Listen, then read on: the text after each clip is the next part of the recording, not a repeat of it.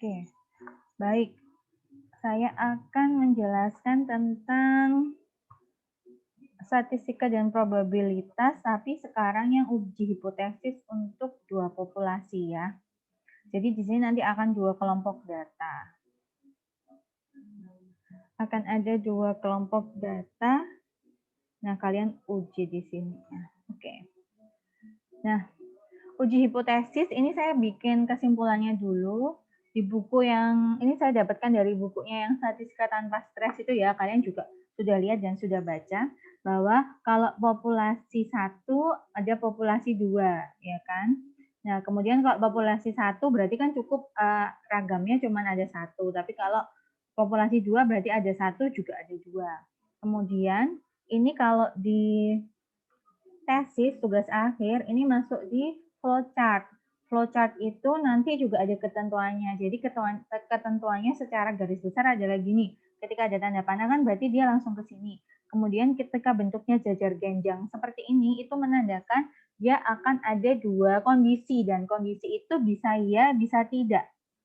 Ini harus yang bentuk jajar genjang ya aturannya nanti.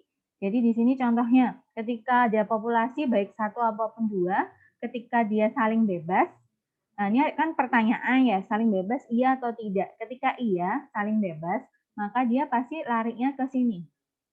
Nah, lari ke sini, ada lagi juga keputusan yang harus diambil, yaitu apakah jumlah datanya lebih dari 30? Kalau iya, nah kan bercabang dua ya. Kalau iya, dan apa nih namanya, simpangan bakunya diketahui, maka dia pakainya uji Z. Tapi kalau dia tidak lebih besar sama dengan 30 atau nilainya kecil jumlahnya, berarti dia ada dua, yaitu pakai uji T dengan simpangan baku tidak diketahui. Nah, ini akan diasumsikannya boleh, ini kan kalau yang untuk dua populasi ya, itu boleh simpangan baku ragamnya 1 sama 2 boleh, simpangan bakunya atau tidak sama dengan itu ada. Nah, ini akan ada beberapa perbedaan di sini. Nah, kemudian untuk kondisi kedua yang sekarang ke bawah, bahwa dia tidak saling bebas, berarti kan terikat kalau tidak saling bebas. Nah, khusus yang ini hanya untuk yang dua populasi. Kenapa? Karena kalau satu populasi ya nggak ada hubungannya sama terikat atau enggak, dia sendirian, single fighter ya. Nah, tapi kalau dua populasi, itu bisa ada kecenderungan dia terikat atau tidak. Nah, ketika dia terikat, kan tidak saling bebas, dengan N lebih besar dari 30, N lebih besar sama dengan 30, kalau nggak lebih besar dengan 30, berarti pakainya uji T untuk sampel berpasangan. Itu salah satu rangkumannya ya. Jadi di sini biasanya kalau nanti di tugas akhir dan menggunakan statistika, masih pertanyaannya adalah kenapa kamu pakai itu? Kenapa kamu pakai uji ini? Nah, itu kamu bisa menjelaskan kembali. Jadi kamu udah sampai sini ya, kamu pakai uji T ini. Terus kamu ditanyain kenapa harus pakai ini? Nah, kamu menjelaskannya kembali ke sana arahnya. Karena ini nggak diketahui, kemudian nilainya kurang dari 30 umpamanya, kemudian dia saling bebas, populasinya berapa, satu apa dua. Nah, kemudian kemarin kan kita membahas tentang satu populasi. Nah, sekarang kita bahasnya ketika dua populasi. Ya, kalau dua populasi kan berarti ada dua rataan atau ada mu1 sama mu2. Nah, di sini ini yang satu populasi ya. Kemarin sudah dibahas di video bahwa satu populasi itu adalah ini untuk perumusan hipotesisnya. Ini satu arah, ini itu satu arah pengujiannya. Yang ketiga ini dua arah. Nah, ternyata ini digunakan terus sampai seterusnya. Maksudnya untuk uji T juga ketika bentuknya hipotesisnya seperti ini, maka bentuknya bentuk grafiknya adalah seperti ini diagramnya. Jadi nanti pamannya ini Z, berarti nanti kalau T ya ini T alfa. Sama, daerah yang diarsir ini adalah daerah penolakan, H0. Nah, kalau daerah yang kosong ini adalah daerah penerimaan H0. Baik untuk satu populasi atau dua populasi. Ya, karena apa? Nanti walaupun dua populasi, ini kan kalau ini kan ngomongnya kita mu kurang dari mu0. Nah, di sini dia bilangnya adalah mu1 min mu2, ya kan? kurang dari sama dengan mu 0. Jadi ini nanti udah dianggap jadi satu kesatuan. Jadi makanya bentuknya nanti yang ini juga akan sama dengan yang bawah itu. Jadi di sini ini yang penolakan H0 yang diarsir. Ini mau Z atau T T tabelnya itu T alfa. Nah, kalau yang bentuknya seperti ini, yang lebih besar sama lebih kecil ini, berarti dia ikut yang kedua itu. Jadi bentuknya yang penolakan ada di daerah negatif.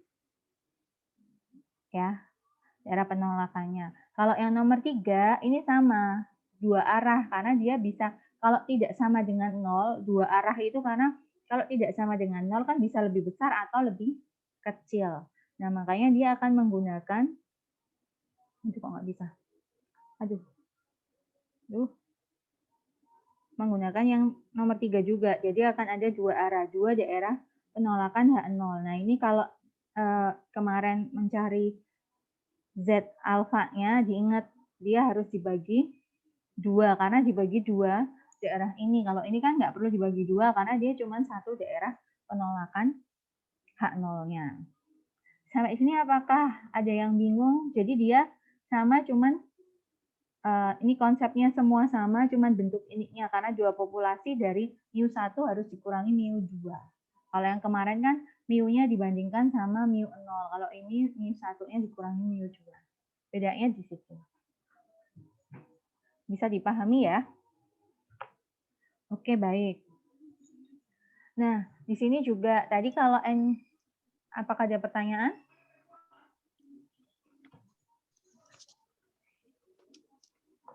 Abdul Ihsan, apakah mau bertanya atau apa? Oke, saya anggap itu adalah kepencet. Baik, sekarang lanjut kalau N-nya lebih besar dari 30 ya. Kemarin sudah di satu populasi, biasanya kan mu min mu 0. Nah, sekarang karena ada dua populasi, berarti rataan 1 dikurangi rataan 2. Ini adalah rumusnya. Kalau kamu hitung pakai manual, tinggal diikutin aja apa rumusnya, dimasukkan, terus dicari perhitungannya ya. Perumusannya ini sudah ya, tidak ada masalah ya. Ini kalau ternyata ragamnya tidak diketahui, berarti kamu harus ngitung sendiri. Kemudian kalau untuk N-nya lebih kecil dari 30, sampelnya kecil, berarti pakai uji T. Ini rumusnya untuk uji T. Ya, distribusi T, nanti derajat kebebasannya adalah ini.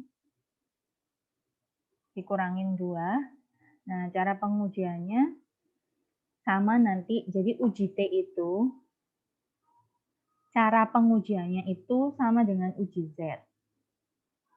Ya, cuman cara pengujiannya, terus daerah penolakannya, daerah penerimaannya itu sama. Terutama yang cara manualnya itu sama, cuman bedanya di rumus. Gitu.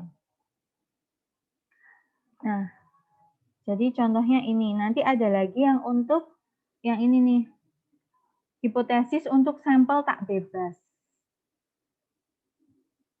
Ya, sebagai paired ini tadi, paired sampel ini yang untuk ini. Untuk sampel yang tidak bebas, berarti dia berpasangan. Bahasa Inggrisnya paired samples.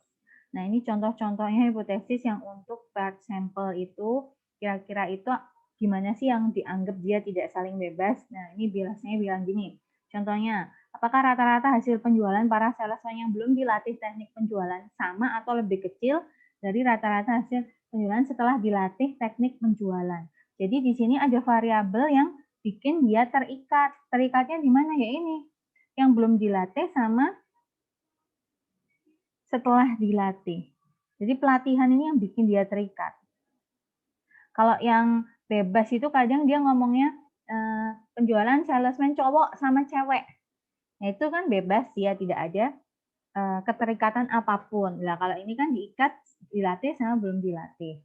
Terus contoh yang lain. Nah, yang sebelum ada peningkatan mutu sama setelah ada peningkatan mutu. Nah, dikasih variabel kontrolnya di situ. Yang diikat adalah peningkatan mutu layanannya.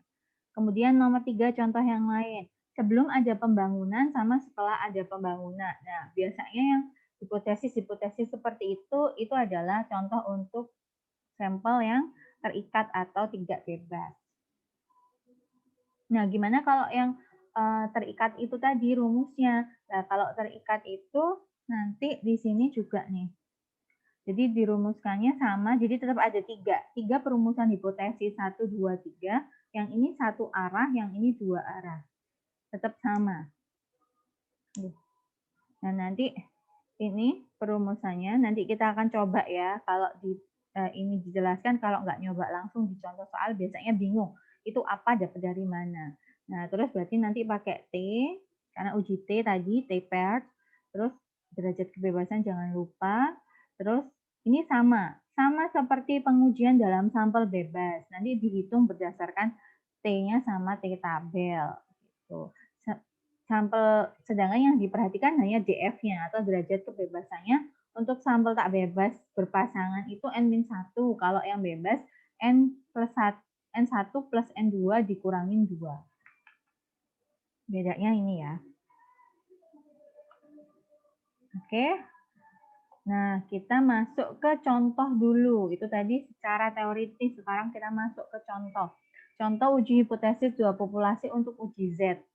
Nah, uji Z berarti dia sampelnya lebih besar dari 30 ya. Nah, di sini dia kayaknya emang banyak nih. Jadi dia mahasiswi sama mahasiswa, makanya dia masuk yang tidak terikat. Karena nggak ada hubungannya di sini yang mau dicari ya, nggak ada ikatannya. Dia bilangnya berupa banyaknya cabang olahraga yang ditawarkan.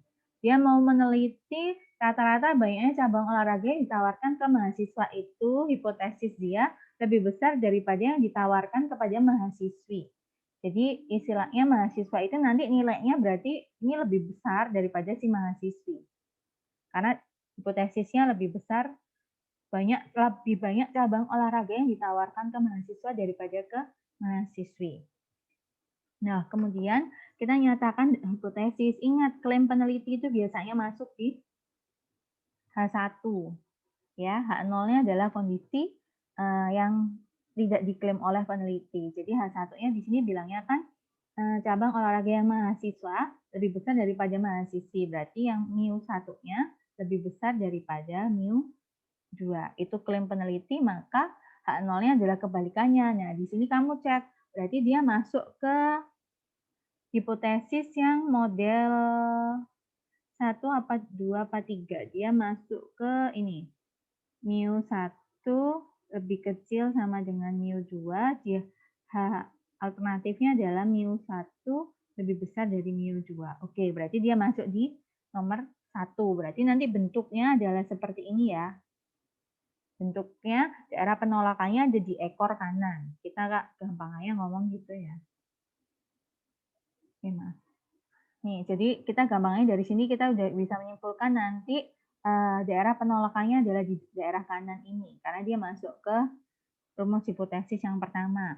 Taraf signifikansinya alfanya 0,10, terus statistika ujinya kamu hitung, ini kan dia hitung rataannya 1, rataan 2, sama simpangan baku sama simpangan bakunya ini ya. Kemudian dihitung pakai Z, ketemu adalah 1,06. Ya, ini pakai perhitungan rumus ini, kamu cari ketemu hasilnya adalah ini. Oke? Sampai sini ada pertanyaan? Dulu nggak? Nggak ada, clear? Oke. Kita lanjut ya. Nah, tadi kan ketemu Z, hitungnya 1,06. Ya. Nah, di sini aturan keputusannya dia ternyata pakai p-value. Ya. Ada satu istilah lagi di sini yang muncul, yaitu p-value. Dia bilang dari tabel normal diperoleh P yang Z dari 1,06 itu adalah 0,1446. Nah, kalau untuk p-value ini, p-value itu apa? Nanti akan kita bahas setelah ini. Jadi di sini, di contoh ini dia bilang ketika p-value-nya lebih kecil dari alfa, alfanya kan tadi 0,10 ya. Cek. Iya benar. Alfanya 0,10, maka H0 ditolak. Kalau p-value-nya lebih besar dari alfa, maka H0 diterima. Nah, kita cek ternyata tadi ketemu p-value-nya 0,1446. Itu berarti dia lebih besar dari alfanya 0,10. Benar ya? Lebih besar berarti H0 diterima. Nih ya, p-value lebih besar dari alfa. Nah, p-value itu apa? Kita kembali ke bab yang uji populasi satu populasi. Di situ dijelaskan p-value kamu kalau kamu lihat di buku statistika tanpa stres ya. Jadi di situ p-value itu di sini metode pengujian hipotesis kan kemarin kalau kita uji yang itu kan kita nyari nilai Z-nya, pamannya tadi Z 1,06 itu berapa gitu-gitu kan. Nah, kalau di sini atau kita tahu kalau Z yang alfa itu kan Z yang 0,05, nah itu nilainya berapa gitu kan. Nah, sekarang dia bilangnya akan tetapi cara ini tidak praktis karena kita harus menggunakan tabel. Kan berarti kita harus selalu buka tabel ya. Nah, di mana sekarang perangkat lunak statistika itu sudah banyak banget. Yang udah dari dulu ada itu SPSS, sekarang mungkin lebih banyak. Tapi ada lagi yang lain. Kemudian, nah kita harus dapat membuat kesimpulan tanpa menggunakan tabel, yaitu dengan cara mencari nilai p-value-nya. Nah, jadi nanti kalau kita udah punya nilai p-value, kamu nggak perlu lihat tabel lagi, tapi tetap harus diingat ini ada nilai alfanya. Jadi nggak perlu diingat-ingat nilai alfanya berapa, yang penting nilai p-value-nya ada. Karena di sini p-value tidak tergantung pada nilai Z berapa, tapi yang dilihat adalah cuman alfanya aja. Jadi cuman ada ini yang diperhatikan di p-value. Kalau p-value-nya lebih kecil dari alfa, maka H0 ditolak. Kalau p-value lebih besar sama dengan alfa, maka H0 diterima. Nah, di sini kan berarti memang dia bilang kesimpulan tanpa menggunakan tabel, karena nilai alfa biasanya pasti diketahui. Nilai p-value, kalau kamu ketemu nilai p-value, ya udah selesai, nggak perlu pakai tabel. Lebih gampang toh kalau pakai p-value. Nah, ini adalah makna p-value. Kenapa dia bilangnya ketika p-value itu ada nilainya kamu tidak perlu cari di tabel karena seperti ini. Ini ada contoh yang di UJT. Nanti kita bahas lagi UJT. Di situ sudah ada perhitungannya, T hitungnya dalam min 1,33. Kita ambil dulu ya, ambil pakai datanya dulu. Dan T tabelnya dalam min 1,753. Nah, berarti kalau kita gambarkan secara diagram, ini kan tabelnya, ini berarti T tabel. Nah, ini kan berarti tipe yang kedua ya, tipe hipotesis yang kedua karena dia negatif. Ekornya di negatif, kemudian T hitungnya dalam min 1,33, ya kan? Nah, kalau dilihat dari kalau kita menggunakan tabel dan dimasukkan ke diagram, ketika T tabelnya itu lebih kecil daripada T hitung, kan di sini dilihat T hitungnya kan berada di daerah penerimaan H0. Nah, padahal yang ditolak kan di sini. Kalau T hitungnya di sini, berarti dia H0-nya kan diterima. Gitu ya. Nah, sekarang kita ngomong nilai 1,753 itu kan diperoleh dari tabel kan. Kalau yang ini, yang dengan alfa 0,05, yaitu probabilitas terbesar untuk membuat keputusan yang salah. Ya, berarti kan emang di sini yang ditolak H0. Nah, dari 0 sampai, dari min tak hingga sampai min 1,753 itu daerah penolakan H0. Nah, luas daerah untuk menolak H0. Sedangkan p-value adalah probabilitas terbesar untuk membuat keputusan yang salah berdasarkan perhitungan. Jadi ini probabilitas terbesar untuk membuat perhitungan yang salah, ternyata p-value-nya di sini adalah di sini. Jadi probabilitas untuk membuat perhitungan yang salah kan ini, tapi dia dari sini ke sini. Ini adalah nilai p-value. Masih ada nih segini yang dia masih bisa diterima. Nih, nih, masih ada kemungkinan untuk bisa diterima kan segini. Nah, berarti kamu cari di min 1,33 ini berapa peluangnya. Kan dia bilangnya probabilitas terbesar untuk membuat keputusan yang salah. Jadi min 1,33 itu kamu cari di tabel. Negatif 1,33 itu ingat kalau berarti kita kan kemarin kalau ngomong di tabel ini kan dia mulai dari 0 gini ya. Kalau negatif kan kita harus pakai yang positif. Ingat nggak? 1,33. Nah, itu kan yang ada di tabel ini. Ini tabelnya tabel setengah. Oke. Karena di sini 0,0-nya di sini adalah setengah. Tabelnya udah ke sini ya, setengah. Berarti yang 1,33 adalah 1,33 mana? Ini. Oke ya. Berarti ini sampai sini itu adalah 0,9082. Padahal kita tadi mau cari yang ini ya, yang min 1,33, ya kan? Berarti kan sebenarnya yang dicari adalah yang ini kan? Tak kasih warna ungu aja ya. Yang ungu ini kan yang mau dicari. Berarti kan yang ini ya yang mau dicari ya. Nah, ini kan sama dengan ini. Nah, berarti cara carinya secara perhitungan adalah ini daerah yang ungu ini adalah daerah yang ungu, tak kasih arsiran gini ya, adalah 1 dikurangi 0,9082. Berarti berapa ini ya? 0, berapa guys? 9082. 0, berapa? 0,0918. Gini ya? Oke. Oke, berarti daerah yang ini yang ungu itu adalah 0,0918. Benar ya? Nah, padahal kita tadi punya daerah penolakan H0-nya kan di berapa tadi? Min 1,753 ya. Min 1,753. Itu yang ini. Yang kearsir 2 kali. Nah, ini luasnya berapa yang ini? Nah, luasnya ini kan sama dengan luas si alfanya, yaitu 0,05, karena dapat min 1,753 ini dari mencari luas ininya adalah 0,05. Ya. Nah, sekarang kamu bisa bandingkan, maaf salah. Bandingkan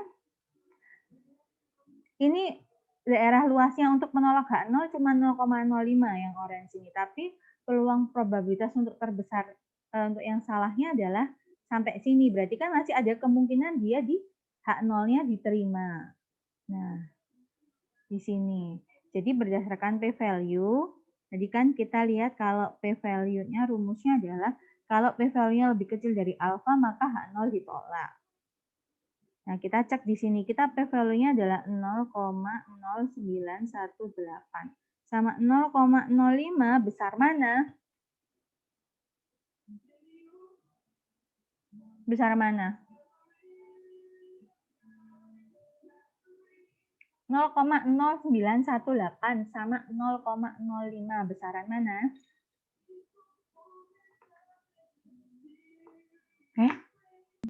0,0918, Bu. Oke, berarti ini lebih besar gini ya. Berarti p-value-nya lebih besar dari alfa. Ini ya. Nah, tadi kalau p-value lebih besar dari alfa, kesimpulannya apa tadi? Tak balikin lagi. P-value lebih besar dari alfa, maka yang ini ya, H0-nya diterima. Nah, berarti di sini kesimpulannya H0 diterima. Sekarang, kalau Bu Rindu mau pemahamannya di P-value itu kan tadi kalau P-value-nya lebih besar dari alfa sama dengan ya, itu H0 diterima. Kalau dia ditolak kan ketika P-value-nya lebih kecil dari alfa. Gini ya. Nah, secara konsep, kalian tahu ini kan adalah alfa, yang kuning-kuning ini kan adalah batasnya si alfa. Nah, Kuning-kuning ini adalah daerah H0 ditolak, iya kan?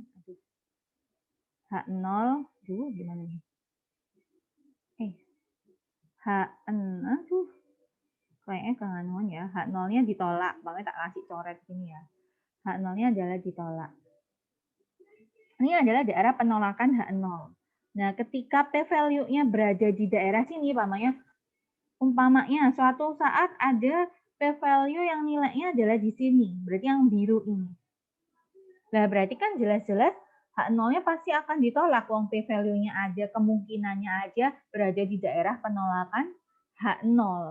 Nah, itu adalah konsepnya. Nah, tapi kalau p-value-nya masih lebih besar dari alfa, nah ada kemungkinan H0-nya diterima, dan apalagi semakin besar p-value-nya, maka H0-nya bisa lebih besar dari alfa ya maksudnya. Kan berarti kemungkinan diterimanya lebih besar daripada kemungkinan ditolak, karena daerah penolakannya ada di daerah sini.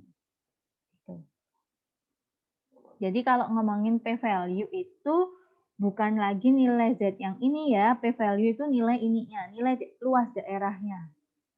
Ya, kalau kita kemarin kan kalau pakai T-tabel kan kamu cari luas daerah ini berapa, terus dibandingkan sama T hitung umpamanya atau Z hitung. Nah, dari luas daerah ini, kan kamu dari luas ini, Z tadi diambil berapa nilai Z-nya, baru dibandingkan lebih besar mana. Nah, sekarang kalau p-value masuknya ke luas daerahnya, yang diambil adalah ininya.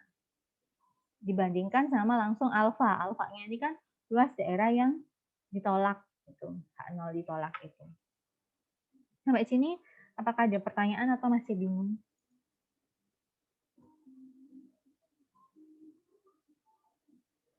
Oke, belum ada ya. Nanti mungkin akan setelah ini ya. Jadi, tadi contohnya itu H0-nya tidak ditolak atau kita ngomong H0 diterima. Kadang kalau kita ngomong ditolak sama tidak ditolak itu kadang suka bingung ya. H0-nya diterima karena ini tadi p-value-nya lebih besar dari alfa ya. Nah, jadi terlihat bahwa kalau p-value-nya itu lebih besar dari alfa, nilai statistika ujinya berada di daerah penerimaan H0. Ini kan, nilai statistika ujinya kalau kamu pakai T-tabel, kan memang berada di daerah penerimaan H0.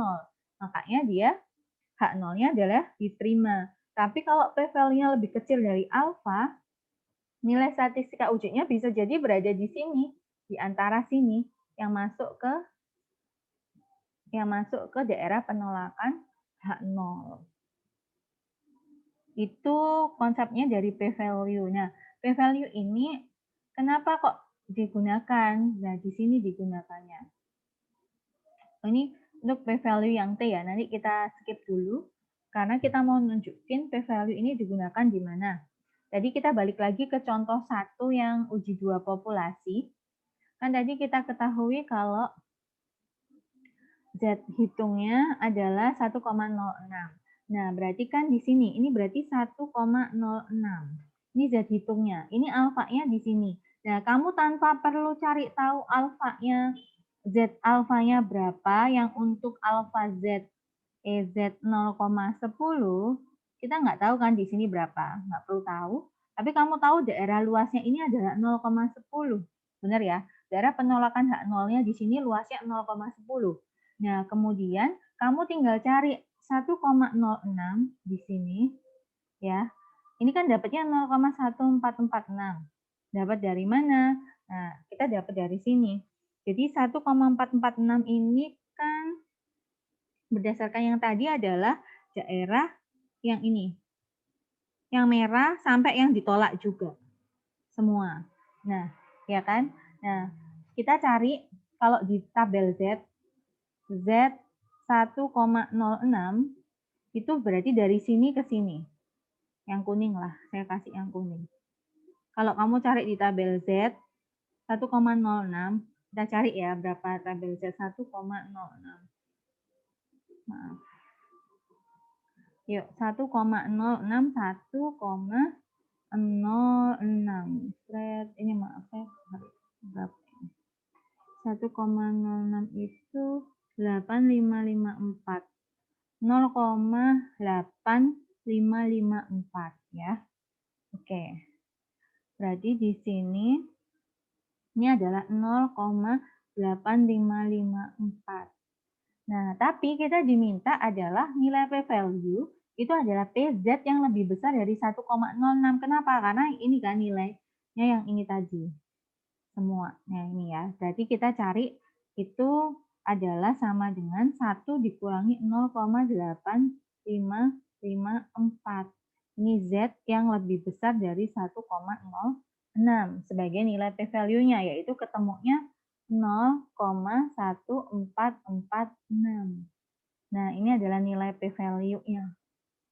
Ya, jadi tanpa mengetahui ini, kamu tinggal cari nilai ininya berapa, terus kita tahu 0,1446, baru kamu bandingkan 0,1446 sama alfanya dia berapa? Alfanya di sini adalah 0,10.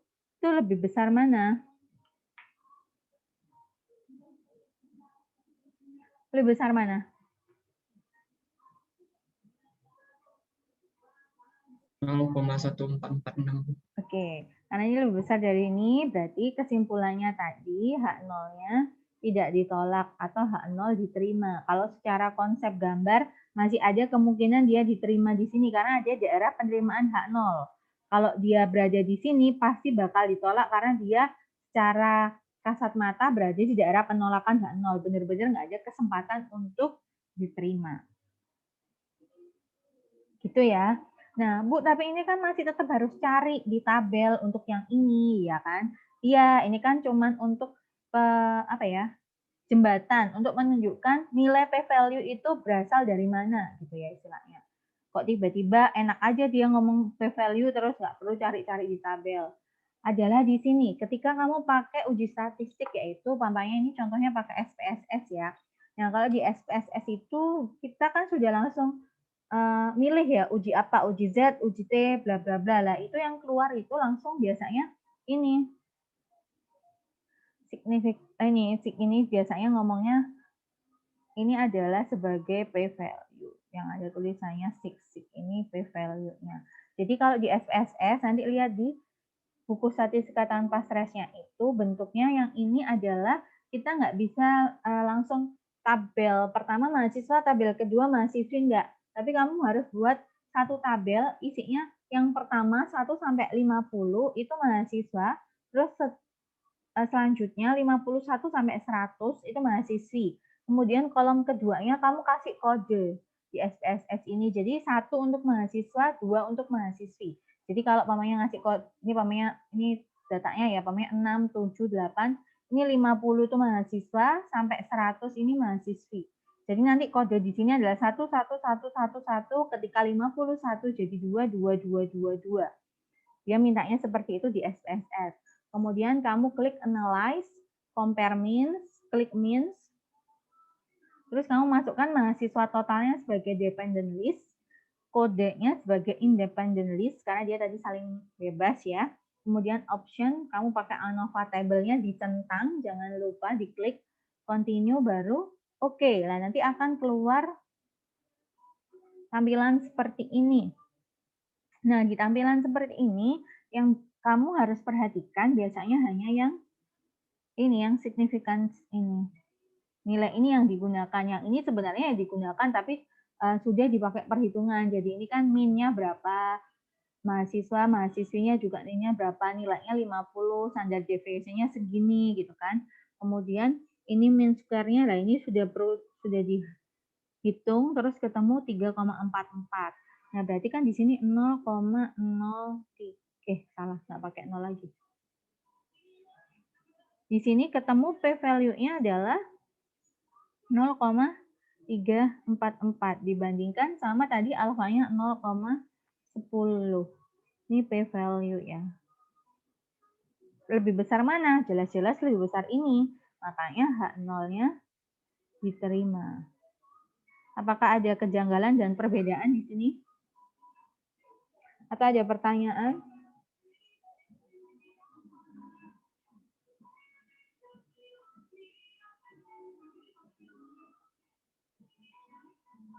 Jadi di sini nanti silakan ditanya.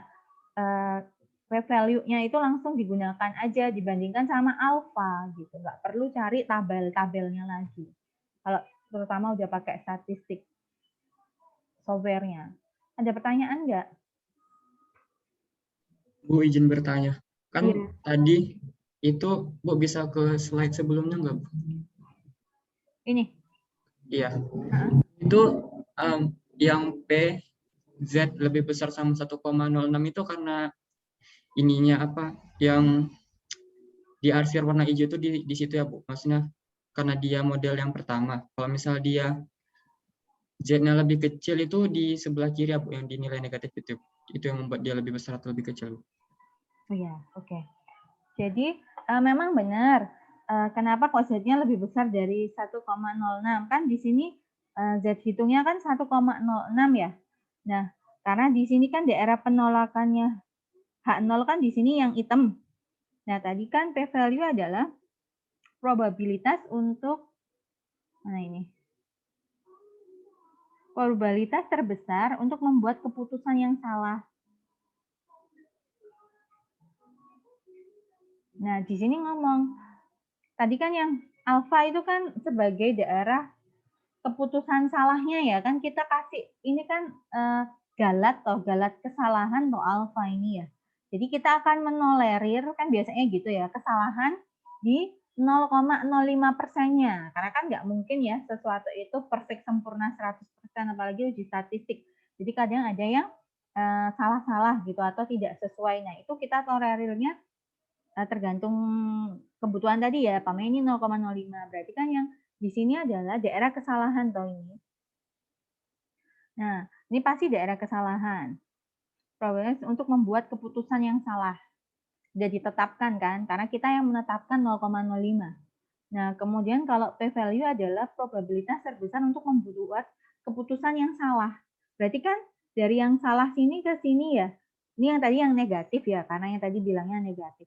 Karena kalau kita ambil yang sini, ya nggak mungkin wong yang salah aja di sini kok penolakan H0-nya, maka kita bilangnya adalah sampai sini. Kenapa kok nggak sampai sini aja, yang bilangnya probabilitas terbesar untuk membuat keputusan yang salah. Jadi nilainya p-value-nya itu dari sini ke sini. Dan nanti kalau ada dua, umpamanya dia uji dua arah, tolak H0-nya kan ada di sini, ini tolak H0, ini tolak H0.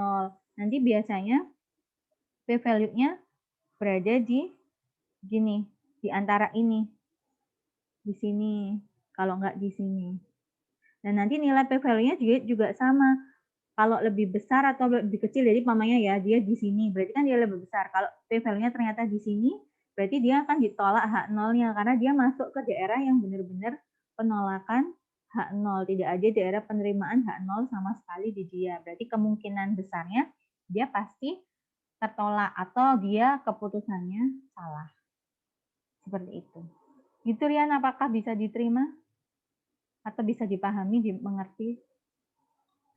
Bisa, Bu. Ya, Bu, mau nanya lagi. Ya. Yang 0,1446 tadi tuh p-value juga ya, Bu? Ini, ya, ini Iya. p-value-nya. Terus itu kenapa beda sama yang di ini tadi, Bu? Ya, ini ya, p-value-nya 0,344 Iya, ya. itu kenapa beda ya, Bu? Bruno juga kemarin bingung, ternyata udah dijelasin sama dia. Ini ya, di slide selanjutnya, Bruno bilang di sini p-value-nya adalah 0,1446. Kita kan tadi ngitung ya sendiri. Yang ini bilangnya dari si, apa ini namanya? Si software bilangnya 0,344. Nah, di sini kita cek, karena dari sini perhitungannya kita tadi, diingat-ingat dulu ya, di sini mahasiswa kan 8,5600, mahasiswinya 7,9400. Tapi kamu pas ngitung, bukan kamu sih, si bukunya, pas ngitung Z-nya, ini yang ini. Nah, di sini cuma 8,6, X2-nya cuma 7,9. Terus kamu lihat, ini S1-nya kan 33, ini juga 33 kan sama persis ya. Makanya di sini ketika dikurangi dia 0 ya. Nanti ketemu hasilnya 1,06. Padahal kalau dihitung secara, mungkin ini kan dia koma-komanya diperhatikan ya. Karena dia udah pakai ini lihat standar deviasinya itu bukan 3,3 tapi 3,25865. Di sini juga 3,26647. Pasti akan ada sedikit perhitungan masalah pembulatannya. Paham ya nggak? Paham ya di situ ya? Paham, Bu. Nah, ini kemarin ini udah kelihatan. Oh, ini. Kemarin kalau nggak percaya memang akhirnya Bu Dinda juga hitung nih. Tapi kelihatan nggak? Nah, ini. Pokoknya tak hitung pakai nilai yang di mana ini? Yang di SPSS. Jadi benar-benar pakai nilai standar deviasi ini, nilai ini ya kan? Pakai yang rumus tadi. Memang ketemu hasil akhirnya p-value-nya itu ini. Tapi di sini dia kalau Burindo ya nemunya bukan yang ini persis, tapi dia kalau Burindo hitung ya, pakai hitung p-value-nya Burindo hitungannya memang nggak sama yang tadi karena perbedaan koma. Dia 0,03771. Tetap masih lebih besar dari 0 berapa tuh tadi? P-value-nya tadi berapa ya? 0,01 ya? 0,01 inilah ya. Jadi Burindo hitungnya 0,371 pakai nilai ini persis ya. Nah, tapi kok di sini jauh banget. Dia 0,344. Jauh banget loh. Ternyata di sini gini. Jadi kalau kamu masuk ke SPSS-nya itu nggak ada namanya uji Z. Di sini kan tadi dia cumanya means compare ya. Nah, tapi dia ternyata pakainya ujinya F. Nih, makanya dia bilang aja F di sini. Secara teori dapat ditunjukkan keterkaitan kedua distribusi tersebut, distribusi F sama distribusi Z. Karena itu keduanya tetap akan menghasilkan kesimpulan yang sama. Jadi Bu Rino nggak ada screenshotan SPSS-nya ya. Kalau di SPSS itu yang ini, kamu klik analyze, compare means, ini nggak ada namanya uji Z. Kemarin juga kan kita di uji yang populasi itu kan contoh yang itunya kan pakai uji T ya, bukan uji Z ya. Ingat nggak yang di uji satu populasi yang untuk penggunaan komputer itu tidak ada contoh pakai uji Z. Semuanya contohnya pakai uji T. Nah, karena di SPSS-nya nggak ada uji Z itu. Nah, paling dekat penggunaannya adalah pakai yang uji F ini, yang compare means ini. Kenapa kita compare means? Karena dia ada dua, jadi dibandingkan. Nah, kalau yang uji satu populasi kemarin tidak ada uji Z-nya karena memang tidak ada di statistika SPSS-nya tuh nggak ada. Makanya ini dimiripkan. Makanya nilainya nggak sama persis dengan ketika yang kita hitung sendiri yang tadi Bu Rini dapatnya 0,03771. Memang ada perbedaan di situ. Tapi tetap aja dia akan tetap lebih besar dari 0,01 perhitungannya. Gitu ya. Oke, sampai sini dulu. Apakah ada pertanyaan sebelum masuk ke uji T kita?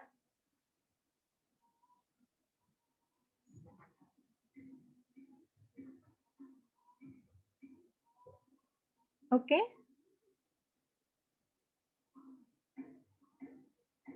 Nggak ada pertanyaan nih. Jadi kesimpulannya tadi, kalau kamu pakai SPSS, udah ketemu p-value-nya, kamu nggak perlu cari urusan sama tabel-tabel. P-value-nya aja kamu bandingin sama alfa. Nah, kalau lebih besar sama dengan alfa, dia H0-nya diterima. Kalau lebih kecil dari alfa, dia H0-nya ditolak. Itu kesimpulannya untuk menggunakan p-value. Tapi kalau kamu hitung manual, ya sama aja. Kamu mau hitung p-value-nya, mau ngitung t-tabelnya, tetap aja. Yang tadi kan hitung p-value juga tetap masuk ke tabel juga. Jadi itu hanya untuk yang SPSS pemudahannya di sana. Bu, izin Bu. Iya. Itu p-value itu bisa digunakan juga untuk satu populasi ya Bu? Iya, p-value-nya awalnya berasal dari satu populasi dia. Maksudnya dia udah dibahas di uji satu populasi, jadi bisa digunakan untuk satu populasi. Untuk yang SPSS ya.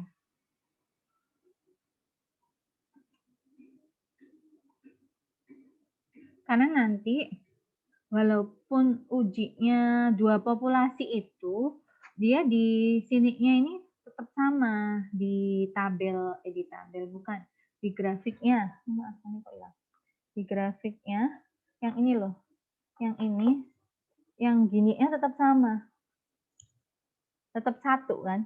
Ini tetap dicari Z hitungnya kan tetap 1 kan, walaupun 2 populasi. Karena kan tadi yang dikurang-kurangi itu loh.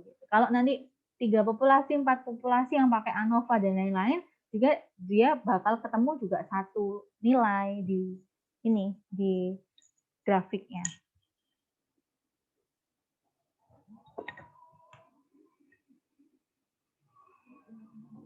Oke, apakah ada lagi yang ditanyakan atau masih bingung? Sebelum masuk ke UJT dulu.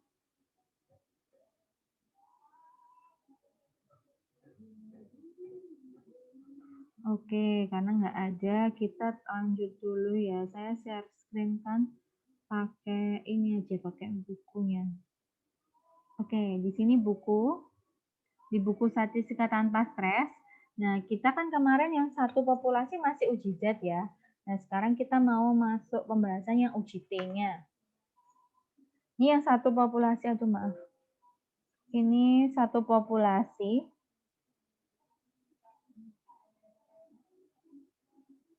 Ya kan? Nah, contohnya di sini yang tadi kita gunakan untuk p-value ada, ini rumusnya uji statistik secara manual ya kalau pakai UJT. Nah, dia bilangnya mengamati bahwa mesinnya mengeluarkannya 8.200 liter per jam. Kemudian dia mengamatinya hanya 16 jam. Nah, berarti kan cuma ada 16 data, makanya dia kurang dari 30 ya, makanya dia pakai UJT. Ini adalah datanya. Kemudian ditanyakan apakah mengindikasikan bahwa aturan yang baru itu akan mengakibatkan pada pengurangan produksi. Ini kan 1 populasi, jadi pasti ada mu nolnya. Mu nolnya kan 8.200 ya, sebagai patokan yang mau digunakan untuk mencari atau menganalisis. Sampai situ berarti di sini untuk menentukan rata-rata, boleh ini sambil ngecas ya. Rata-rata produksi ini sehingga nih ingin mengetahui apakah metode baru ada pengurangan produksi dari biasanya. Nah, ketika ada kata-kata pengurangan produksi dari biasanya, berarti kita ngomongnya asumsi kita atau di sini yang mau kita tuju adalah apakah rata-ratanya akan berkurang. Berarti kan berkurang itu lebih kecil dari 8.200. Nah, H0-nya berarti pakai mu-nya itu kondisi awalnya itu yaitu 8.200. Atau kita bilangnya lebih besar sama dengan, enggak sama dengan ini kan lebih besar ya, atau sama dengan lah. Berarti ini pakai yang kategori 1 bentuknya. Nanti kita cek ya bentuk kategori 1 ternyata kategori 2, maaf ya. Kadang kita lupa-lupa ingat di sini. Kalian juga harus cek lagi ya. Nah, kategori 2 bentuk ininya. Taraf signifikansinya 0,05. Kemudian statistik ujinya di sini dihitung. Kamu hitung pakai UJT, X bar-nya dihitung ya, rata-ratanya berapa, ternyata 8.110 dikurangi 8.200, mu nolnya, kemudian ini adalah simbangannya, dibagi akar 16, ketemunya min 1,33. Jadi T hitungnya adalah min 1,33. Nah, ini cara ngitungnya ya, kamu bisa lah ya jadi hitung sendiri. X bar sama simbangan bakunya, standar deviasinya. Nah, keputusannya kamu harus cari. Kita kan tadi ketemu T hitungnya adalah T hitungnya sama dengan min 1,33. Nah, berarti kan kamu harus cari T tabelnya nih. Nah, T tabelnya ini berarti kamu harus cari di alfa 0,05, benar ya? Terus derajat kebebasannya N-1, berarti dB-nya adalah tadi ketemunya 16 kan, nilainya dikurangin 1 berarti sama dengan 15. Yuk kita cari di tabel 2 pada distribusi pada lampiran. Nah, ini kadang kamu harus hati-hati ya, kadang-kadang membingungkan karena tabel-tabel di sini itu banyak sekali dan harus dicek itu tabel apa dan untuk apa. Karena tadi kita mau cari ya, ini kan UJT nih.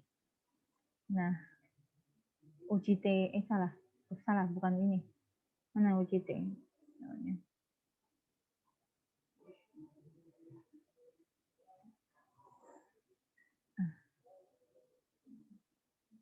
Nah, ternyata ini tabel distribusi T di sini, dia bilangnya adalah nilai tabel T untuk 2 ekor distribusi. Gitu loh. Ya. Jadi, kalau tadi kan kita ketemunya alfa 0,05 ya yang mau kita cari ya. DB-nya adalah 15 ya, 16 min 1 berarti kan 15. Ini kan tadi alfa yang T yang mau kita cari. Nah, berarti kalau kamu lihat ini, 0,05 kan di sini. 15 di sini, ya kan? Jadi kan kalau kamu bilang ini, benar nggak? 2,13. Padahal, kita cek dulu ya, ini ketemu kita 2,13. Kenapa Bu Rino harus cek lagi? Karena biar kamu tidak kebingungan. Di 1,26 tadi, ini, kita tahu ketemunya min 1,753.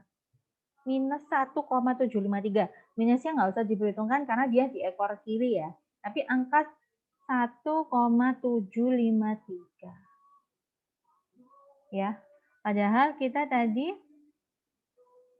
ketemunya nih. Kita ketemunya di 2,13. Nah, mesti bingung kok tabelnya beda. Nah, ternyata tabel ini diperhatikan dia pada 2 ekor distribusi. Jadi kiri sama kanan. Jadi ketika kamu ngomong 2,13, itu maksudnya di kiri sama di kanan. 2,13. Berarti kalau kita tadi satu arah ya, di kiri aja, berarti kan harus dibagi 2 ya. Kan ketemunya 2,13. Berarti kan harus dibagi 2 karena di tabel ini untuk 2 kanan kiri, tapi kita cuma butuh 1 ya. Dan berarti 2, ini 14 kan sekitar 1,7-an. Nah, tadi kan ketemunya 1,753 ya. Nah, dapatnya dari situ. Kalau tidak, di tabel ini kamu carinya yang 2 kali lipatnya ini.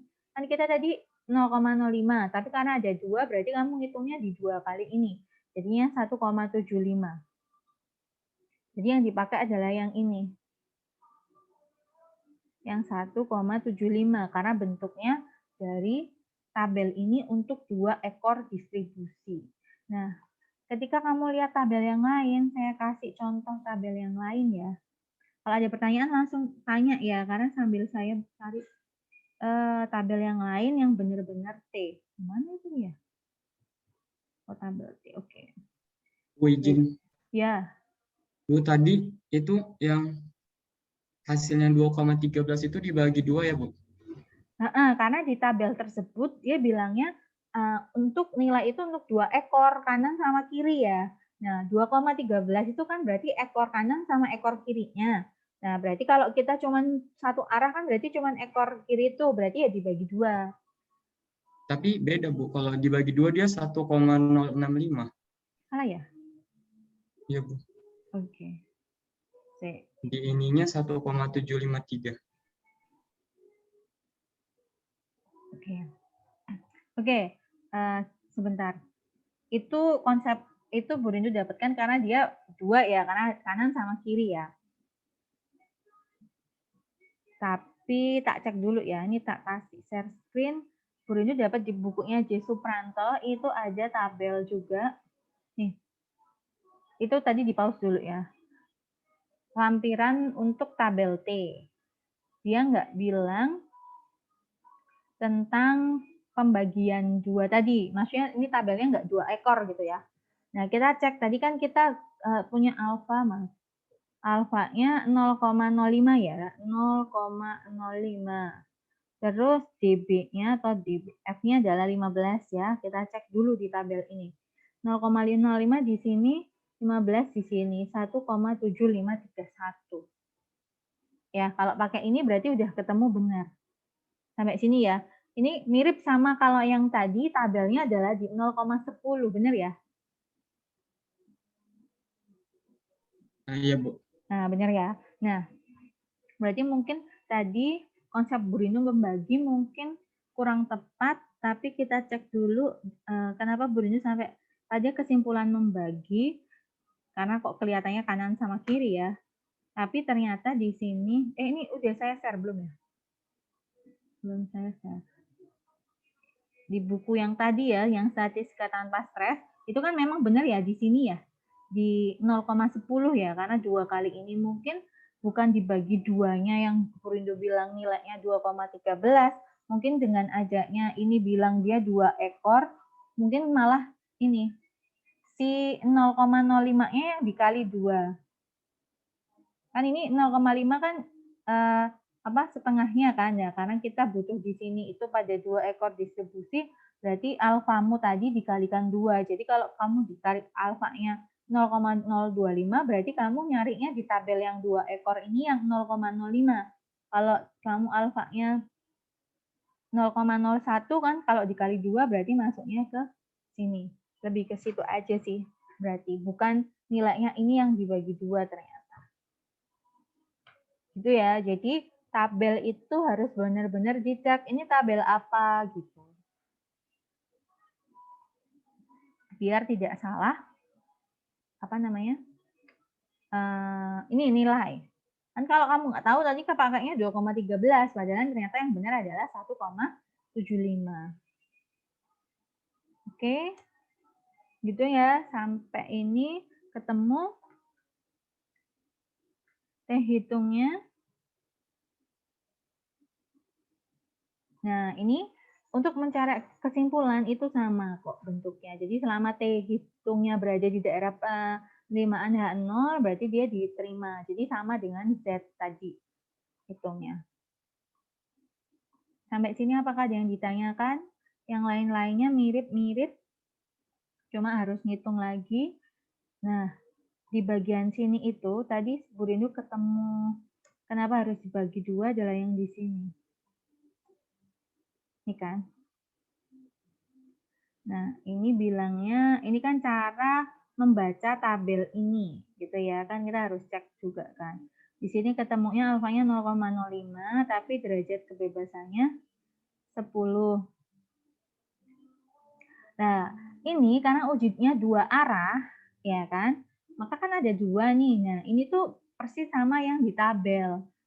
Tabel tadi bilangnya kan di sini 2 ekor, makanya di sini kamu cari aja 0,05 sama derajat kebebasannya 10. Nah, kamu cari nih 0,05 sama 10. 2,23 kan? Nah, nih caranya. Pada tabel dilihat nilai T-nya tapi 0,025. Kenapa? Karena ternyata kan dia 0,05 ini 1, dia dibaginya 2 kanan sama kiri. Sehingga ketemunya 2,63 di derajat kebebasannya 10. Nih. Nah, tapi kalau yang satu arah, ini kan satu arah ya, cuman di sini doang. Cara aplikasinya 0,05, derajat kebebasannya 8. Kita cek, yaitu karena uji satu arah, maka terdapat satu daerah kritis, yaitu ekor bawah dengan luas 0,05, yaitu alfanya 0,05. Kamu cek pada tabelnya khusus yang di buku statistika tanpa stres ini ya, yang dia modelnya 2 ekor tadi ya. Lihat nilai T yang 0,10. Gitu. Karena tabel ini memberikan luas atas dan bawah gitu kan. Dengan derajat kebebasannya 8. Jadi tadi kalau 0,05 dia naik nih 1 di sini. Makanya 1,86. Tapi tadi kalau dua arah, dia malah harus turun ke 0,025 karena dia dibagi 2. Nah, itu perbedaannya kalau bukunya bilang tabelnya 2 ekor seperti ini. Kalau tadi pakai yang punya J. Supranto, nggak terlalu ribet begini karena dia nggak ada bilangnya 2 arah ekor berapa ekor tadi. Itu ya perbedaan ekor-ekor yang ada di tabel itu yang bikin bingung. Kemarin Z yang di J. Supranto itu setengah, kalau yang di buku statistika tambah stres itu dia full satu grafik. Kalau yang di sini yang statistika tambah stres dia full kanan kiri, jadi harus ada begini. Kalau dia satu arah berarti dia harus dikali 2 probability-nya alfanya. Tapi kalau dia 2 arah dibagi 2. Nah, kalau yang di bukunya J. Supranto langsung dipakai karena dia tidak ada perbedaan di ekor tersebut. Sampai sini ada pertanyaan atau kebingungan? Ini seterusnya mirip ya, cuman tinggal dicek aja nilainya berapa. Nah, ini makanya p-value itu sudah ada di uji hipotesis satu populasi. Nah, sekarang kita masuk ke, sambil nunggu pertanyaan kalian ya, masuknya ke uji populasi yang 2,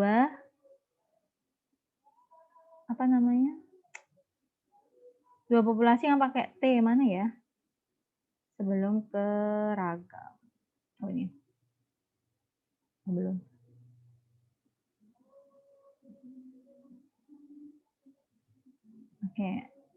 Oke, contoh penggunaan uji T. Ini yang berarti 2 populasi ya, berarti nanti akan ada 2 data. Dibilangnya ada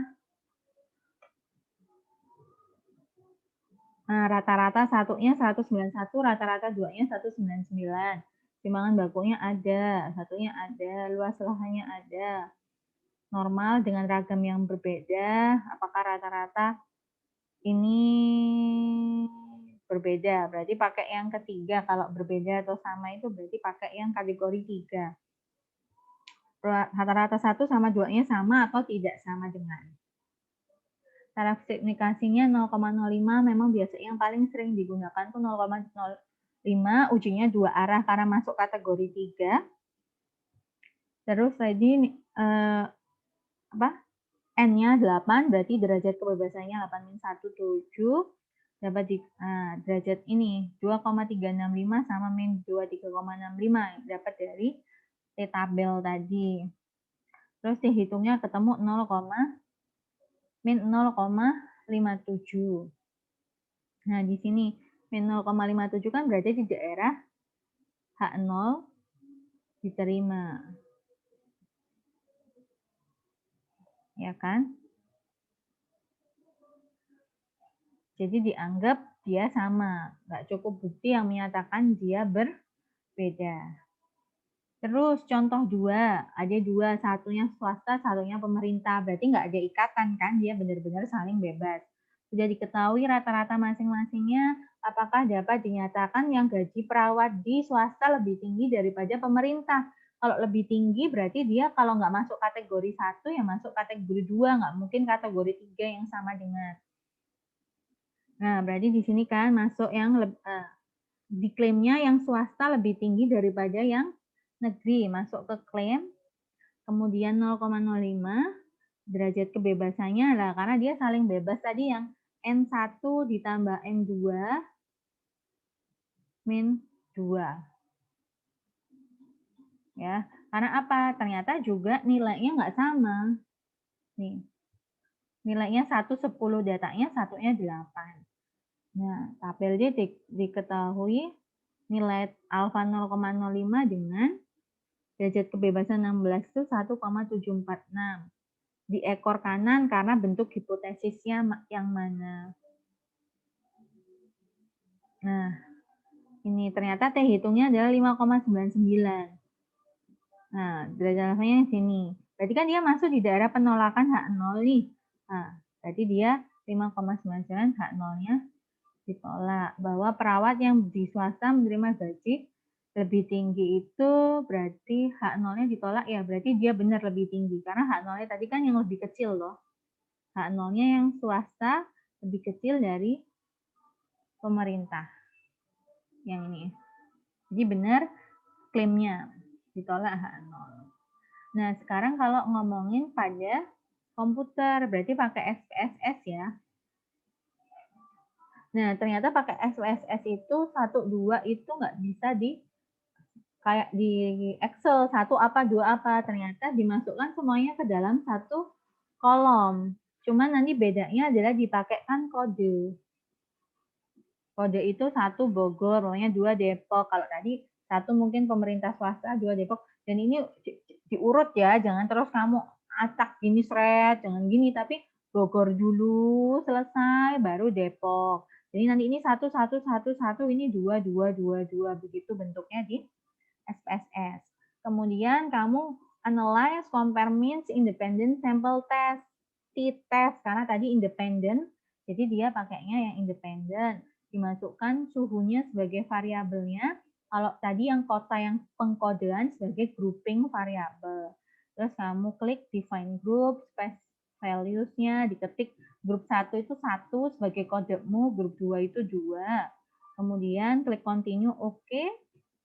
Nah, akan diperoleh hasil seperti ini. Ini sebenarnya yang awal ini adalah datanya.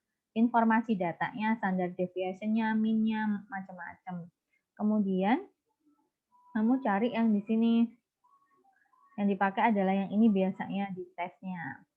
Nah, yang dicari kalau di SPSS itu mesti p-value.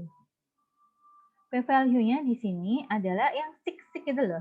Biasanya kalau ada tulisan sik itu dia itu maksudnya adalah di p-value-nya. P-value-nya kan 0,98. Nah, tadi alfa-nya adalah 0,05. Nah, dengan asumsi p-value tadi yang kalau lebih besar dari alfa itu, maka H0 itu diterima. Ya, tadi yang diingat-ingat. Nah, kalau gini kan kamu nggak perlu lihat T-tabel. T-tabelnya berapapun dia nggak ada urusan. Kalau udah SPSS, kamu tinggal cari p-value, dibandingin sama alfa, kamu tahu H0-nya ditolak apa diterima. Seperti itu.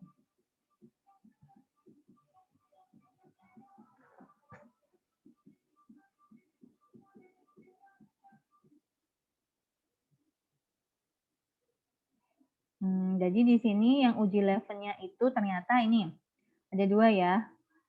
Levens test for equality of variance. Berarti dia ternyata gini, uji levelnya tadi kan tetap ya, sik ini p-value ya. P-value-nya di H0-nya kan tidak ditolak, diterima. Berarti kita ngomong bahwa ragam kedua populasi sama.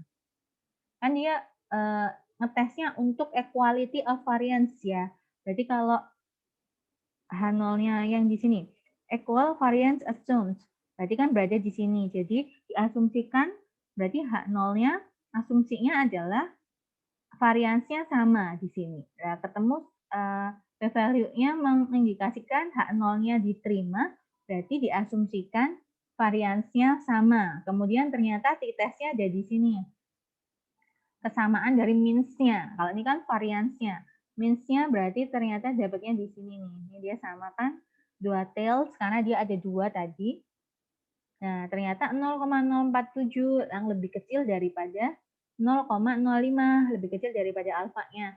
Maka H0-nya ditolak. Berarti ada perbedaan rata-rata suhu di kedua kota tersebut. Kita bisa ngomong kalau suhunya di Bogor itu lebih tinggi 1,725 daripada di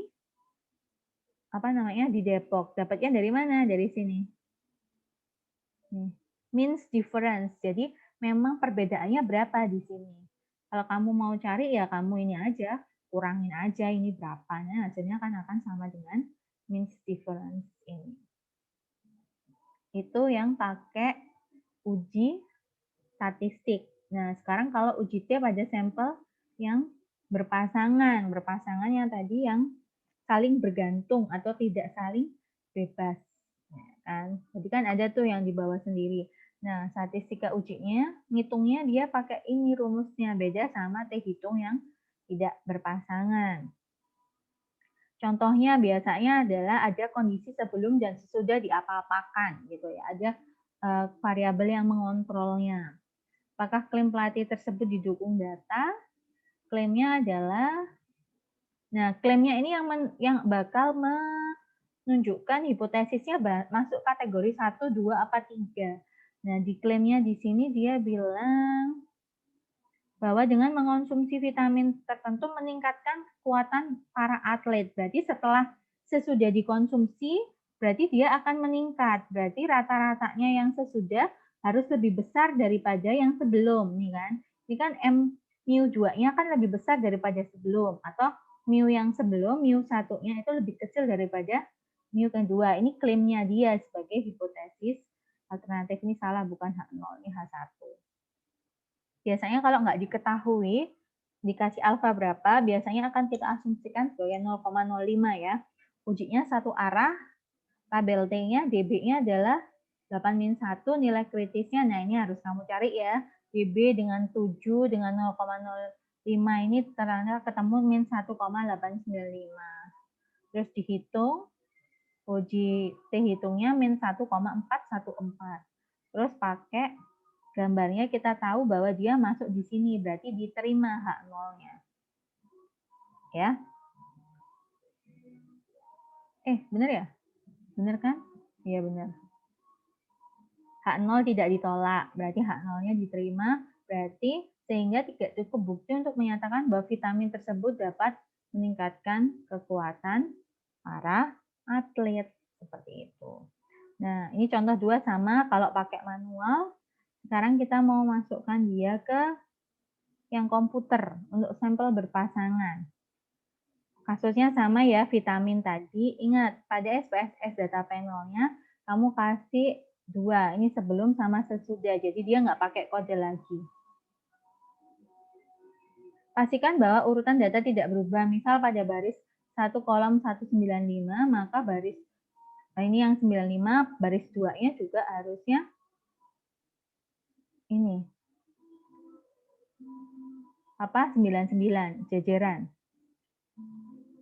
Ini jajar apa di bawahnya ya? Kolom berisi data sebelum konsumsi, buatlah 2 variabel. Kolom berisi data sesudah konsumsi, bahwa urutan data tidak berubah. Pada baris 1 kolom 1, 95, maka baris 1 kolom 2, 99. Oh ya, ini berarti 2. Berarti ini pamannya ini 95, terus sebelahnya 99. Ini 104, ini 107. Kenapa dia menekankan di sini tidak boleh berbeda, berubah? Karena kan dia dikontrol. Jadi si 1 ini kalau 95 ya satunya harus 99 karena satu orang yang sama, atlet nomor 1. Jadi nggak boleh kamu rubah-rubah. Sama ini tak pasang ke sama ini, jangan rubah-rubah pasangan karena dia bilangnya ada kontrolnya ya.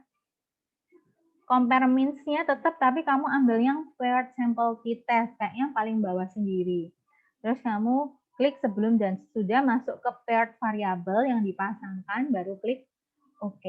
Kemudian diperoleh data statistika seperti ini hanya gambaran ya, deskriptif statistiknya adalah seperti ini.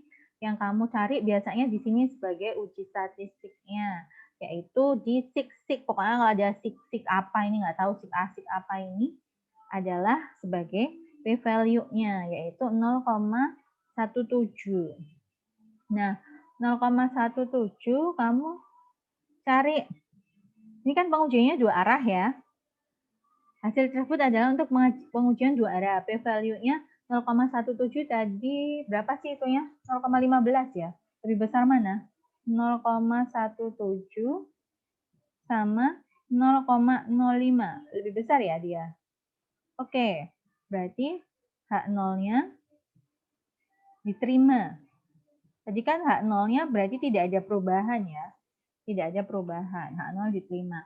Kalau pengen uji satu arah, cukup dengan menghitung p-value-nya ternyata dikali 2. Kalau satu arah, tadi kan pakai T ya, karena kan tadi satu arah.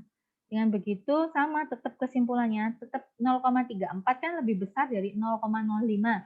Jadi tetap H0-nya tetap diterima. Berarti tidak ada peningkatan dari sebelum sama sesudah minum si vitamin tersebut. Seperti itu untuk uji 2 populasi ini. Apakah ada pertanyaan sampai sini sebelum kita akhiri pertemuan kali ini? Bu, izin bertanya, Bu. Ya, Berarti itu tadi kalau misalnya kita pakai SPSS untuk yang uji T yang biasa, yang untuk uji T biasa satu arah, berarti eh, itu p-value-nya juga dikali 2 juga, Bu. yang ini ya. Iya, tapi itu Oh, kan dua, eh, itu kan yang terikat, Bu. Kalau misalnya yang bebas dikali 2 juga kira-kira. Burunya belum tahu ya. Tapi kalau ngelihat di sini, kenapa dia di sini dua arah si paired-nya ini? Karena dia kan paired ya. Jadi ada duanya. Kalau yang itu kita coba nanti ya. Maksudnya ada kasus yang nggak berpasangan, maksudmu ya, nggak paired, terus ternyata dia dua arah, terus kalau satu arahnya dikali dua, apakah sama? Karena kalau menurut Bu Rindu yang ini tuh, dia cuma menunjukkan bahwa walaupun dia diujinya satu arah, dia tetap nggak berubah. Maksudnya si hasilnya ini loh, kesimpulannya tetap sama-sama H0-nya tetap diterima. Bentuknya tetap 0,34 juga akan lebih besar daripada 0,05. Lebih ke situ sih. Nah, sekarang kalau kita mau secara logika lah, kalau yang di gini ya, namanya untuk yang satu kotak nih, namanya satu kotak, aduh, gimana tuh? Namanya satu kotak, kalau ini kan lebih besar dari love umpamanya gitu ya, umpamanya anggap gitu. Nah, kalau kotak ini dikalikan 2, tuh ini kotak ya, bukan segitiga, juga bakal tetap lebih besar daripada love. Ini konsepnya dia. Jadi umpamanya ini kan gara-gara lebih besar dari love, ini kan H0-nya diterima lah. Kalau dikali 2 berarti kan tambah lebih besar ya yang sebelah sini ya. Nah, berarti ya pasti akan diterima juga. Kayaknya konsepnya ini lebih ke situ deh, Kelvin. Nggak tahu kalau mungkin ada kasus lain ya, nanti bisa ditunjukkan. Tapi kalau belum dipahami konsepnya dia gini, kalau uji satu arah, berarti dikali 2 itu tambah meyakinkan ini lebih besar loh, karena kan dikalinya 2 kali. Karena kondisi awalnya dia sudah lebih besar daripada si love gitu. Apalagi kalau dikalikan 2, berarti tambah lebih besar lagi untuk meyakinkan bahwa keputusannya itu memang tidak berubah. Mau pakai satu arah, dua arah, tetap nggak berubah. Saya tak lihat kenapa dia pakai dua arah itu, kayaknya karena H0-nya apa sih dia tadi? Cek ya. Ini ya. Ini ya. Oke. Ini benar. Oh, ahli nutrisi sama kadar kolesterol. Ini benar ya. Nah, di sini dia berapa arah? Oh, ini satu arah. Nih, kalau kamu pakai manual, ini kan manual ya. Manual ngitungnya, ternyata kan dia ujinya satu arah. Bener ya, Vin? Nih, Iya, Bu. karena kan bentuk si klaimnya ini loh, bentuk klaimnya kan dia menunjukkan satu arah. Nah, ternyata kalau pakai yang paired itu untuk dua arah. Nah, berarti kita tadi ngecek juga nih, kan taruh di manual satu arah, ternyata di SPSS ujinya dua arah kan, tadi two tails, itu kan berarti dua arah. Nah, kita cek juga ke satu arahnya, oh karena ternyata satu arahnya juga benar sesuai dengan ini, H0-nya juga diterima gitu loh. Lebih ke situ sih, Vin. Kalau yang ujinya tidak berpasangan ya, yang saling bebas, berarti kalau kondisinya ini SPSS-nya bilangnya two tail, kamu bisa membuktikan juga dia di satu arahnya gimana. Mungkin pakai yang apa namanya? Yang manual. Kalau yang ini tadi dia two tail nggak? Iya, dia juga two tail. Independent sample test toh. Nih, Iya, kita Bu. coba ya. Kita coba ini ya. Value-nya kan 0,047, kalau dikali 2 berapa, Vin ya? Kalau ini uji satu arah. Berapa ini ya? Kali 2 dong. 0,93 ya? Benar. Salah. 0,094. 0,094. Oke ya. 94 itu lebih besar ya ternyata ya dari 0,05. Benar ya? Iya, Bu. Oke, kita cek. Ini ada manualnya enggak ya? Suhu. Oh, dia baru ya ini, enggak, bukan dari atas ya. Yang di atas enggak pakai suhu ya, contohnya ya. Oke, berarti kita cek aja habis ini pakai yang satu arah. Ini maksudnya kita pakai apa namanya? Manual. Apakah benar? Kalau manualnya itu satu arah apa dua arah? Karena kan di statistikanya dia pakai dua arah ya. Ini, oke. Saudara selama 20 hari pengamatan. Nah, dia mau pakainya apa? Nyatakan kode apakah nilai pada baris 2. Oke. Oke, gini aja. Berarti tidak ada perbedaan. Nah, ini karena dia bentuknya adalah tidak ada perbedaan, itu yang membuat dia pakai dua arah. Berarti habis ini kamu coba Vin pakainya yang ini, pakai kategori 1. Mungkin kamu bilangnya suhu Bogor lebih tinggi daripada suhu Depok. Coba pakai itu, Vin. Nanti benar nggak ini? Oke? Nah, biar minggu depan bagus, ini jadikan tugas mandiri ya. Satu soal aja tugas mandirinya, yaitu mencari ini, datanya ini, suhu Bogor sama suhu Depok, tapi pakai hipotesis kategori 1 atau 2, boleh yang mana pun. Karena kan yang di ini pakai kategori 3 yang dua arah. Nah, belum mau kamu pakai kategori 1 apa 2. Hitung di sini, tapi kamu harus ngitungnya pakai manual ya. Saya mau cek dulu. Oke? Paham ya? Tugas mandiri sekarang yang 11 ya. Ada pertanyaan?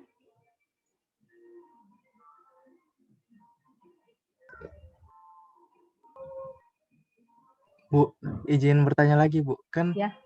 kalau misalnya, kalau nggak salah ya, Bu, saya lihat dari penjelasannya, Bu. Tadi kalau misalnya dari buku Statistika Tanpa Stres ini, menggunakan uji Z itu kalau dia lebih besar sama dengan 30. Ya.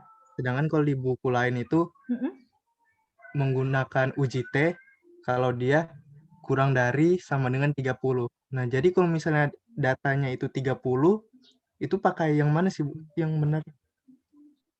Di buku lainnya ada sama dengannya yang di mana? Yang kalau di buku Statistika Tanpa Stres ini kan, Bu, lebih dari sama dengan 30 pakai Z.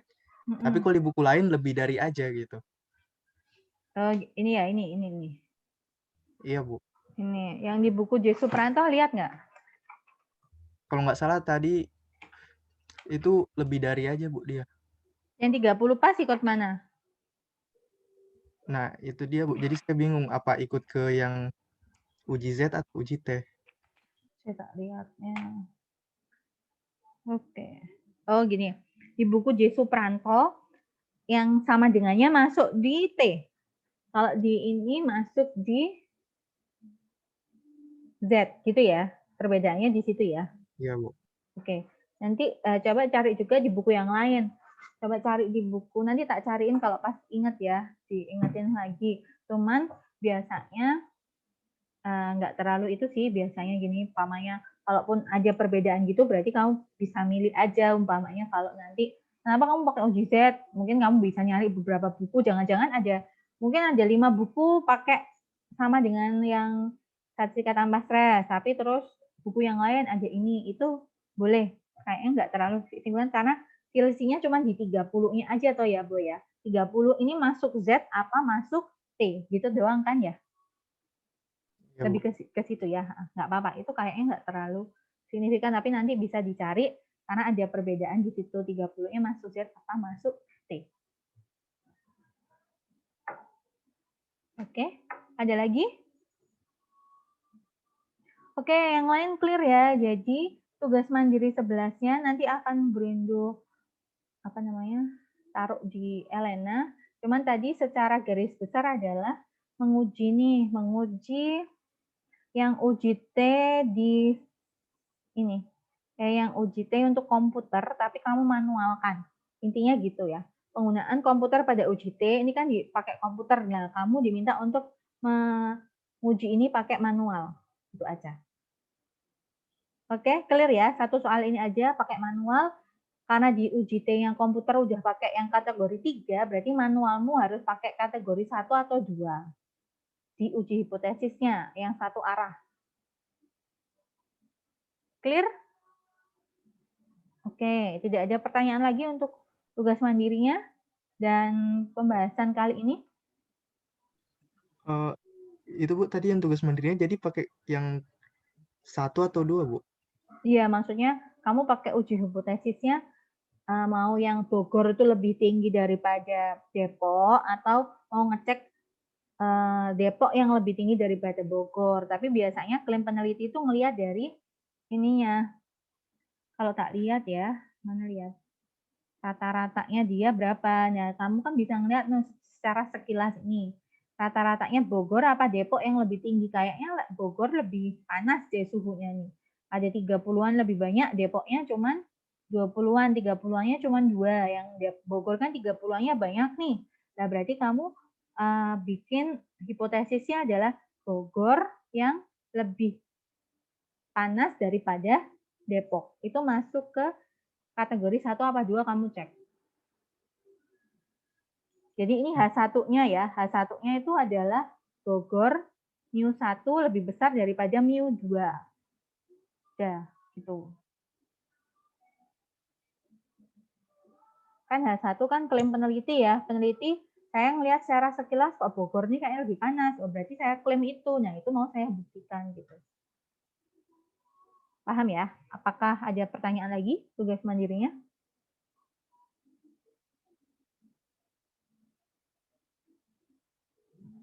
Oke?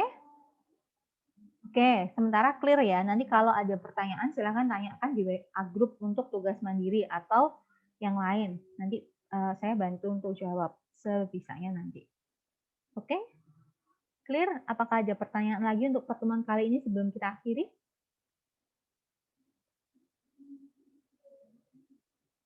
Tidak, Bu, clear. Oke, clear. Baik, karena tidak ada pertanyaan lagi, maka pertemuan ke-11 ini diakhiri sampai di sini ya. Semoga Zoom kali ini bisa membantu kalian untuk memahami uji statistik yang satu populasi. Next week insya Allah yang tentang ANOVA. Baik, saya akhiri. Saya selalu jangan lupa sarapan ya. Habis ini jangan-jangan udah lapar. Assalamualaikum warahmatullahi wabarakatuh. Waalaikumsalam warahmatullahi wabarakatuh. Terima kasih, Bu Rindu. Ya, Terima kasih, Bu. sama-sama.